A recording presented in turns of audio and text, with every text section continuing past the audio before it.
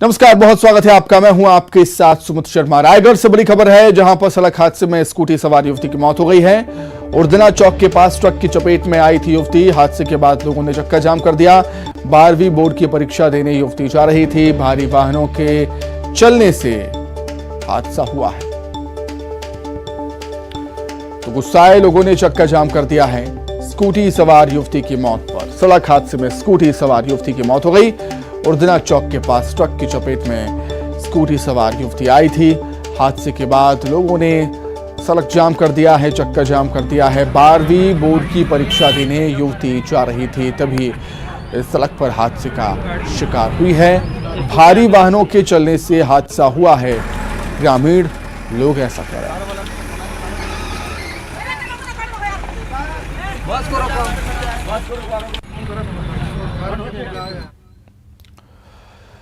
खबर कांकेर से, जहां नक्सलियों का बैनर पोस्टर जब्त हुआ है। खसगांव और बूढ़ा गांव के बीच पोस्टर लगाया था नक्सलियों ने। मौके से कुकर बम का टुकड़ा भी बरामद हुआ। अंतागढ़ थाना क्षेत्र का मामला। तो नक्सलियों के लगाए बैनर पोस्टर मिले हैं खसगांव और बूढ़ा गांव के बीच में। नक्सलियों ने पोस्टर लगाए थे और मौके से कुकर बम का टुकड़ा भी बरामद हुआ। अंतागढ़ थाना क्षेत्र का यह पूरा मामला।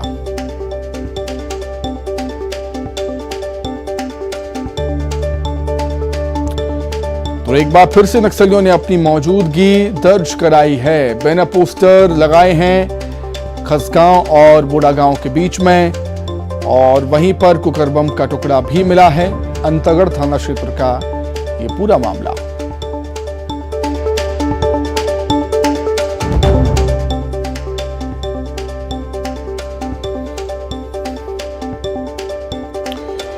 खबर कांकेर से, जहां पर नक्सलियों के बैनर और पोस्टर जब्त हुए। आइए अब रुक करेंगे फर्स्ट रिपोर्ट का। इंदौर में भ्रष्ट अफसर के ठिकाने पर लोकायुक्त की टीम ने अल सुबह दबिश दी। टीम ने एक साथ 4 ठिकानों पर रेड की। लोकायुक्त की टीम को शुरुआती सर्चिंग में ही करोड़ों की संपत्ति बरामद हुई है। टीम को भ्रष्टाचार के बूते पर अर्जित संपत्ति की गोपनीय शिकायत मिली थी।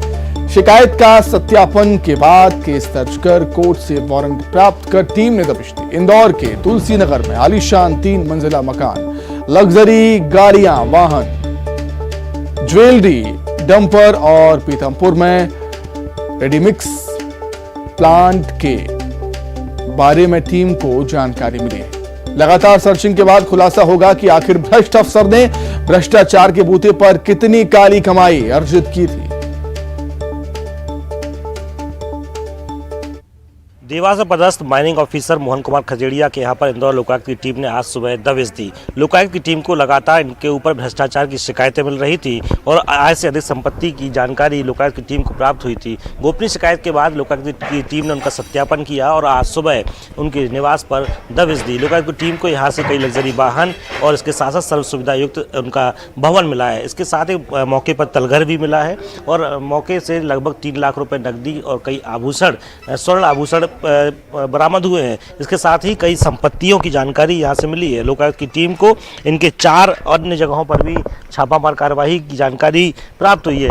शुरुआती तौर पे ये पता चला है कि 1991 में मोहन कुमार खजेड़िया MPPSC के माध्यम से 2nd ग्रेड ऑफिसर के तौर पर पदस्थ हुए थे और उसके अलावा इंदौर, देवास और धार में इनकी लंबे समय तक पदस्थापना रही है। और मौजूदा वक्त में अगर देखा जाए तो लगभग 1 लाख से अधिक की इनकी सैलरी है और अब तक का अगर आकलन किया जाए तो आय से अधिक संपत्ति का साफ तौर पर खुलासा हुआ है। जो संपत्ति इन्होंने अर्जित की है उससे कई गुना तक इनके पास में संपत्ति के भवन और अन्य चीजें बरामद हुई। लग्जरी वाहन के साथ साथ कई डंपर और एक रेडीमिक्स प्लांट भी पीथमपुर में लोकायुक्त की टीम ने प्राप्त किया है। बहरहाल इन सभी दस्तावेजों के आधार पर लोकायुक्त की टीम अब सर्चिंग की कार्यवाही कर रही है और कई समय तक, लगभग 1 या 2 दिनों तक चलने वाली इस कार्यवाही के बाद खुलासा होगा कि आखिर भ्रष्टाचार के बूते पर कितनी अधिक संपत्ति, आय से अधिक संपत्ति इस माइनिंग ऑफिसर ने अब तक अर्जित की है। बहरहाल लोकायुक्त की टीम लगातार इस मामले में कार्यवाही कर रही है और वाहनों के साथ साथ भवन और अन्य जगहों पर सर्चिंग की जा रही है। कैमरामैन संजय बुआ के साथ विकास सिंह चौहान, न्यूज़ 18 इंदौर। ग्वालियर में एक पति और 2 पतियों के बीच हुआ बंटवारा सुर्खियों में है। दरअसल ग्वालियर का एक शादीशुदा इंजीनियर हरियाणा के गुरुग्राम में दूसरी शादी रचाकर रह रहा था। तभी पति की तलाश में गुरुग्राम पहुंची पहली पत्नी को दूसरी शादी के बारे में जानकारी मिली, जिसके बाद मामला पहुंचा ग्वालियर के फैमिली कोर्ट में, जहां पहली पत्नी ने भरण पोषण का केस दायर करने की तैयारी की, लेकिन काउंसलर हरीश दीवान ने दोनों पत्नियों और पति को बुलाकर काउंसलिंग के जरिए एक अनोखा समझौता करा दिया है। पति ने दोनों पत्नियों को गुरुग्राम में ही अलग अलग फ्लैट दिलवा दिए हैं। साथ ही 3 दिन पति पहली पत्नी के साथ रहेगा और बाकी के 3 दिन दूसरी पत्नी के साथ। 1 दिन अपनी मर्जी का मालिक पति रहेगा। वहीं सैलरी भी आधी आधी दोनों पत्नियों में बटेगी। ग्वालियर में एक पति का अपनी 2 पत्नियों के साथ किया गया समझौता सुर्खियों में है। दरअसल इस अनोखे समझौते के तहत पति सप्ताह में 3 दिन पहली पत्नी के साथ रहेगा, वहीं दूसरी पत्नी के साथ 3 दिन बिताएगा। साथ ही संडे के दिन पति अपनी मर्जी का मालिक होगा। दोनों पत्नियों को पति ने एक फ्लैट दिए हैं और इस समझौते के तहत उसकी तनख्वाह भी दोनों पत्नियों में खर्चे के बाद आधी आधी बटेगी। आपको बता दें कि ग्वालियर की एक युवती का 2018 में गुरुग्राम में तैनात एक इंजीनियर के साथ विवाह हुआ था। शादी के बाद जब एक बेटा हुआ और लॉकडाउन लग गया तो फिर पति अपनी पत्नी को ग्वालियर स्थित मायके छोड़ गया था। 2020 में लॉकडाउन के दौरान इंजीनियर पति का अपने सहकर्मी पर दिल आ गया। इंजीनियर ने अपने सहकर्मी को खुद को कंवारा बताया और उसके साथ लिव इन में रहने लगा। कुछ दिन लिव इन में रहने के बाद इस इंजीनियर ने उस युवती से दूसरी शादी रचा ली। जब पहली पत्नी लॉकडाउन खत्म होने के बाद पति का इंतजार करती रही, पति नहीं आया, तो फिर पहली पत्नी खुद ही गुरुग्राम पहुंच गई। वहां जाने के बाद उसे पता चला कि उसके पति ने दूसरी शादी रचा ली है, तो उसने दूसरी पत्नी के साथ विवाद किया। जब दूसरी पत्नी ने बताया कि इस पति ने उसे खुद को कुंवारा बताया था, तो दोनों पत्नियां पति के साथ झगड़ने लगी। आखिर में ग्वालियर रहने वाली पत्नी ग्वालियर लौट आई और यहाँ फैमिली कोर्ट में पति के खिलाफ धोखाधड़ी और मेंटेनेंस का केस दर्ज कराने जा रही थी। इसी बीच पत्नी की मुलाकात काउंसलर हरीश दीवान से हुई। हरीश दीवान ने पत्नी को उस पचड़े के बारे में समझाया कि कानूनी पेच में फंसने के बाद समय भी बीतेगा और उसकी परेशानियां भी बढ़ेगी। साथ ही ये भी समझाया कि उसका एक बेटा और दूसरी पत्नी की एक बेटी की ज़िंदगी भी ख़राब होगी। साथ ही दोनों पत्नियां विवाद में रहेंगी, पति भी परेशान होगा। इसका सिर्फ हल यही है कि दोनों आपस में समझौता कर ले। हरीश दीवान ने करीब 6 महीने तक पति और दोनों पत्नियों को समझौते के फ़ायदे बताए और कानूनी पचड़े के नुकसान समझाए। इसके बाद तीनों तैयार हुए, जिसके बाद ये समझौता हुआ। इस समझौते के तहत पति दोनों पत्नियों के साथ सप्ताह में 3-3 दिन रहेगा, जबकि संडे के दिन वो अपनी मर्जी का मालिक होगा। पति अपनी सैलरी में से खर्चे लायक पैसे रखेगा, उसके बाद जो सैलरी बचेगी उसे आधी आधी दोनों पत्नियों में बांटेगा। इसके साथ ही दोनों पत्नियों के बेटे और बेटियों की देखभाल के लिए वो सप्ताह के दिनों में बदलाव करने के लिए खुद स्वतंत्र भी होगा। पति पत्नी और दूसरी पत्नी के बीच ये समझौता इन दिनों सुर्खियों में बना हुआ है। सुशील कौशिक, न्यूज़ 18 ग्वालियर। रायपुर में अनियमित कर्मचारियों का आंदोलन तेज हो गया है। आज अनियमित कर्मचारी विधानसभा का घेराव करेंगे। बूढ़ा तालाब से विधानसभा तक मार्च होगा। ये गुस्सा नियमित नहीं किए जाने की वजह से है। दरअसल हाल ही में सरकार ने अपने बजट सत्र में भी अनियमित कर्मचारियों के लिए किसी तरह का कोई प्रावधान नहीं किया। इस वजह से संगठन नाराज है और अपना विरोध राजधानी पहुंचकर जता रही है। छत्तीसगढ़ में कर्मचारी लगातार लामबंद हो रहे हैं और सरकार के खिलाफ लगातार मोर्चा खोल रहे हैं।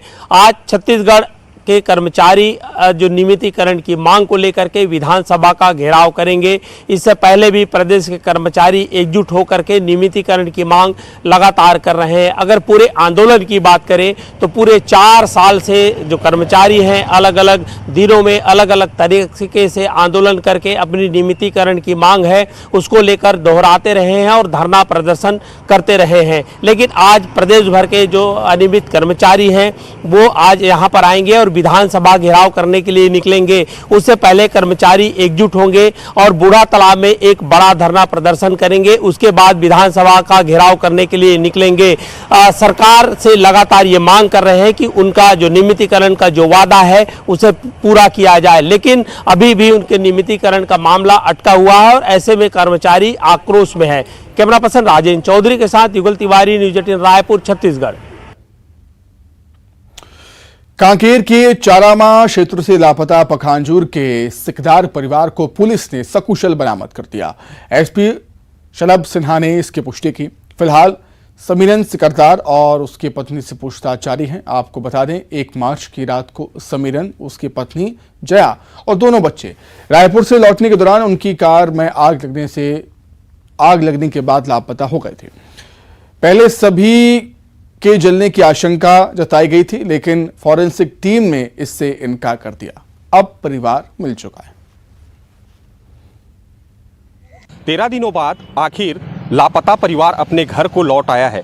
कई सारे सवाल जो है सामने उठकर आ रहे हैं कि लापता परिवार को ऐसे क्या हुआ था, आखिर क्या वजह थी कि वो अपने परिवार से दूर हो चुका था और लोगों के सामने लापता होने की साजिश रच रहा था।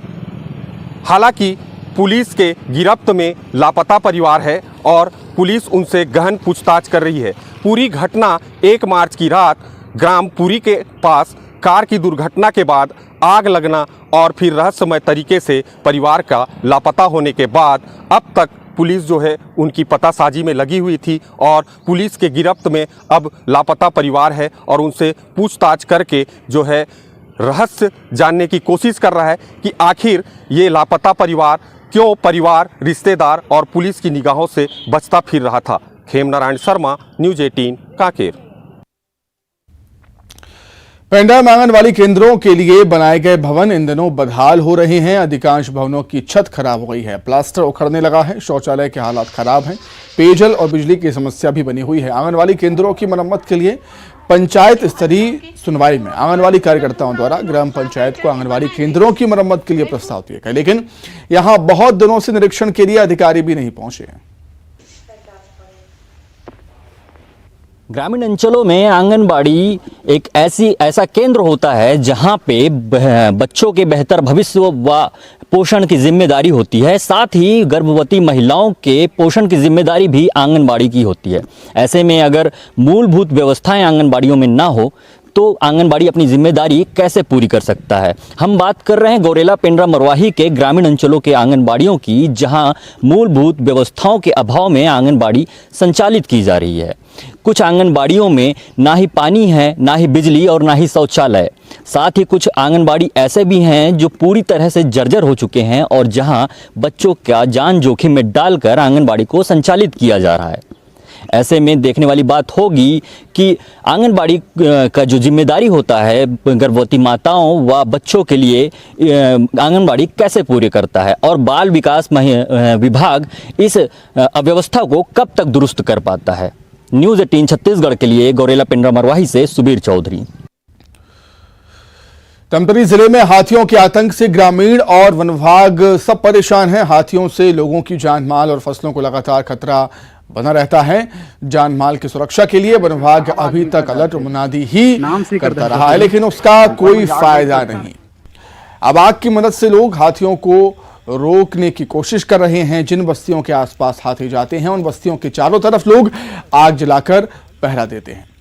कहीं ना कहीं ये तरीका कारगर भी साबित हो रहा है। धमतरी जिले में हाथियों का उत्पात और आतंक एक बार फिर से शुरू हो गया है। हाथियों का 2 दल जिले के अलग अलग इलाकों में घूम रहा है। ये हाथी जहां भी जा रहे हैं वहां नुकसान और तबाही पहुंचा रहे हैं। धमतरी जिले में पिछले 2 साल के दरमियान हाथियों के हमले में 12 लोगों की जान जा चुकी है। अभी भी ये हाथी कभी जंगल में तो कभी गांवों की बस्तियों के आसपास घूमने लगते हैं।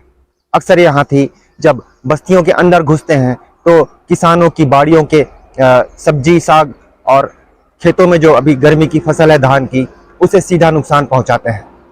हाथियों के कारण गांवों में आतंक है और अब वन विभाग ने सभी इलाकों में अलर्ट तो कर ही रखा है, लेकिन हाथियों से बचने के लिए, अपनी जान को, अपने माल को, अपने फसल को बचाने के लिए अब जो ग्रामीण हैं वो आग का सहारा ले रहे हैं। पूरी की पूरी बस्तियों के चारों तरफ रात भर आग जलाकर लोग पहरा दे रहे हैं। हाथी आग से डरते हैं और कहीं ना कहीं आग लगाने से जो उनकी फसल है, जान और माल है, वो कहीं ना कहीं अब हाथियों से बच पा रहा है।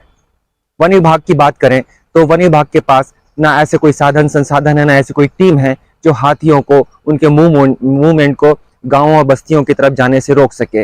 लिहाजा आग ही अब आखिरी सहारा ग्रामीणों के लिए बच गया है, जिसके भरोसे अब ग्रामीण बस्तियों को आग के घेरे में लाकर हाथियों के हमले से खुद को बचा रहे हैं। अभिषेक पांडे, न्यूज़ 18, धमतरी। छत्तीसगढ़ के अनेक हिस्सों में, अधिकांश हिस्सों में 14 से 17 मार्च के बीच गरज चमक के साथ बारिश होने की संभावना है। बारिश के साथ ही 30 से 40 किलोमीटर प्रति घंटे की रफ्तार से हवा चलने की संभावना भी मौसम विभाग ने जताई है। ऐसा इसलिए क्योंकि प्रदेश में समुद्र की ओर से नमी युक्त हवा आ रही है, जिसके प्रभाव से गर्मी से आंशिक राहत मिलने का अनुमान। छत्तीसगढ़ में पश्चिमी विक्षोभ के प्रभाव से एक बार फिर मौसम का मिजाज बदलेगा।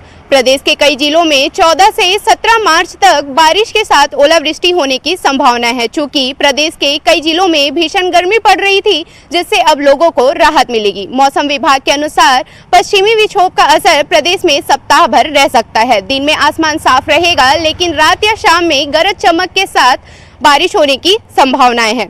राजधानी रायपुर की अगर हम बात करें तो राजधानी रायपुर में बीते दिनों अधिकतम तापमान 37 डिग्री सेल्सियस दर्ज किया गया, वहीं न्यूनतम तापमान 21 डिग्री सेल्सियस तक रहा। सारंगढ़ में सर्वाधिक तापमान 39 डिग्री सेल्सियस रिकॉर्ड किया गया और कबीरधाम में सबसे कम 17 डिग्री सेल्सियस दर्ज किया गया। मौसम के बदलते मिजाज से फसलों के प्रभावित होने की भी संभावनाएं हैं। कैमरामैन राजेंद्र सिंह के साथ तनु वर्मा, न्यूज़ 18 छत्तीसगढ़, रायपुर। बलरामपुर से बड़ी खबर है, जहां बेकाबू होकर पुल से टकराई है बस। लहसुन पाट से अंबिकापुर ये बस जा रही थी। भरतपुर घाट में बस हादसे का शिकार हुई। हादसे में 6 यात्री घायल हुए हैं। ड्राइवर की हालत गंभीर बताई जा रही है। शंकरगढ़ सामुदायिक स्वास्थ्य केंद्र में घायलों को भर्ती किया गया। डीपाडी पुलिस के जवान मौके पर पहुंचे हुए हैं। बलरामपुर से खबर है, जहां बेकाबू होकर पुल से बस टकरा गई।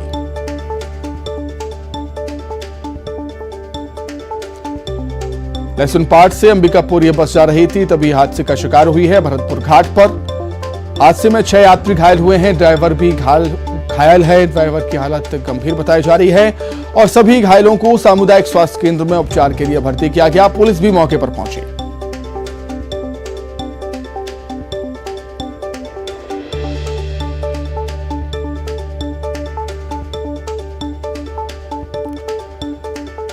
बलरामपुर में भरतपुर घाट पर बस हादसे का शिकार हो गई। बेकाबू बस हादसे का शिकार हुई है।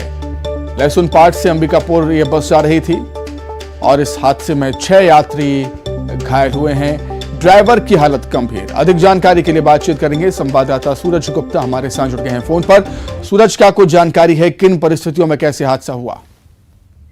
जी बता दूं मैं आपको कि अंबिकापुर बस जा रही थी लहसुन पाट की ओर से, तभी यह अनियंत्रित हो गई। अनियंत्रित होकर पुल से टकरा गई। यह पूरा मामला डीपाडी पुलिस चौकी अंतर्गत भरतपुर घाट का है, जहां पर बस अनियंत्रित होकर टकराई, जिसमें दर्जनों यात्री सवार थे। इनमें 6 यात्रियों को गंभीर चोटें आई है और बस चालक जो है गंभीर रूप से घायल है। तो उन्हें रेस्क्यू करके तत्काल शंकरगढ़ सामुदायिक स्वास्थ्य केंद्र में भर्ती कराया गया है, जहां सभी का इलाज जारी है। वहीं जब इस मामले पर हमने डीपाडी पुलिस से संपर्क की तो उन्होंने कहा कि 6 लोगों को चोटें आई हैं और बाकी सभी सामान्य हैं, जिनका प्राथमिक उपचार करने के बाद छोड़ दिया गया है। इसमें किसी प्रकार की कोई हताहत की खबर सामने नहीं आई है।